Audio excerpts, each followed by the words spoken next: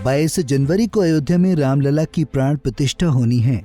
BJP के नेता इसे मोदी सरकार की उपलब्धि बता रहे हैं, वहीं विपक्षी दल इसे बीजेपी का चुनावी एजेंडा बता रहे हैं। अब इस मुद्दे पर लोक जनशक्ति पार्टी रामविलास के अध्यक्ष चिराग पासवान ने भी बयान दिया है।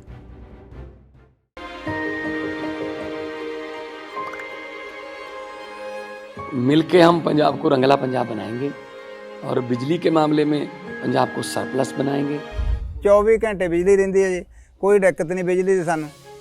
गरीबां दा जिउण दा स्तर जिहड़ा जीवन उच्चा पੱਧਰ दा किवें ਚੱਕ ਸਕਦੇ ਹਾਂ, ਇਹ ਸਾਡੀਆਂ ਪ੍ਰਾਇੋਰਟੀਜ਼ ਨੇ।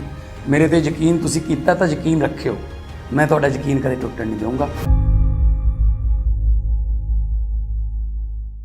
वहीं लोजपा रामविलास पार्टी के अध्यक्ष चिराग पासवान ने कहा कि राम मंदिर के निर्माण से विपक्षी दल परेशान हैं। उन्होंने कहा कि धारा 370 के खत्म होने और राम मंदिर के निर्माण होने से विपक्षी दलों का सभी मुद्दा खत्म हो गए हैं। चिराग पासवान ने कहा कि महिला आरक्षण बिल को पहले विपक्ष ने मुद्दा बनाया था, लेकिन अब मोदी सरकार ने ये सारे मुद्दे खत्म कर दिए हैं, इसलिए तेज प्रताप यादव के सपने में भगवान राम आने लगे हैं।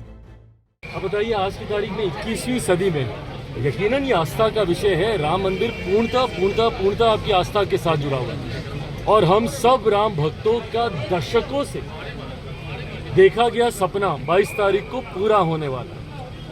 ऐसे में जब इस तरीके के सपने की बात करते हैं, 21वीं सदी में ऐसी बातें करते हैं कि भाई ये सपने में आए, वो सपने में आए, उन्होंने ऐसा कहा, उन्होंने वैसा कहा।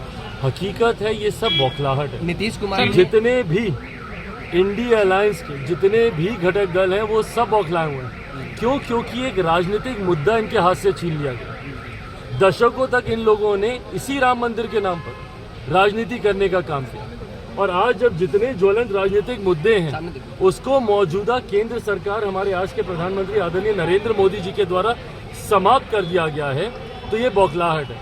राम मंदिर पर इन्होंने दशकों तक राजनीति की, धारा 370 पर इन्होंने दशकों तक राजनीति करने का काम किया, विमेन रिजर्वेशन बिल पर इन्होंने दशकों तक राजनीति करने का काम किया। आज जब ये तमाम विवादित मुद्दे सुलझा दिए गए हैं, यही बौखलाहट है। तभी किसी के सपने में आते हैं, किसी को शादी याद आती है, किसी को बाप का श्राद्ध याद आता है। हकीकत है एक बड़ा अध्याय भारतीय राजनीति के साथ जुड़ने जा रहा है 22 तारीख। वहीं चिराग पासवान ने मुख्यमंत्री नीतीश कुमार पर भी तंज कसा है। चिराग ने कहा कि नीतीश कुमार की विश्वसनीयता सवालों के घेरे में है। वो नाखुश होते हैं, उनकी बॉडी लैंग्वेज परिस्थितियों के हिसाब से बदलती है। हमने वो दौर भी देखा जब एनडीए में रहते हुए ये इफ्तार के लिए उनके यहाँ पैदल चलकर गए थे, और आज जब वो उसी गठबंधन में हैं तब वो वहाँ पे पहुँच रहे हैं, पर बॉडी लैंग्वेज से अगर वो नाखुश दिख रहे हैं। खरमास समाप्त हो चुका है।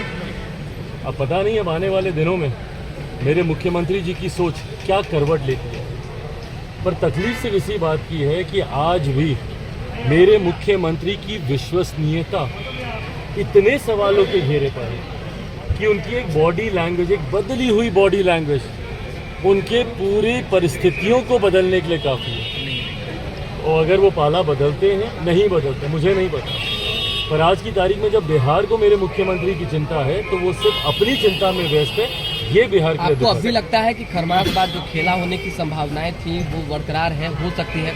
भाई कुछ भी हो सकता है। When it comes to my chief minister, anything is possible sir. 22 January, you can never say never. वो अपनी महत्वाकांक्षाओं को साधने के लिए किसी भी हद तक वो जा सकते हैं। चिराग पासवान भले ही अपनी राय बता रहे हों, लेकिन मकर संक्रांति के मौके पर गठबंधन के नेताओं ने जिस एकजुटता का परिचय दिया है, उससे इतना तो साफ हो गया है कि बिहार में सत्ताधारी गठबंधन पूरी तरह से स्थिर है। पंजाब केसरी टीवी के लिए पटना से संजीव कुमार की रिपोर्ट।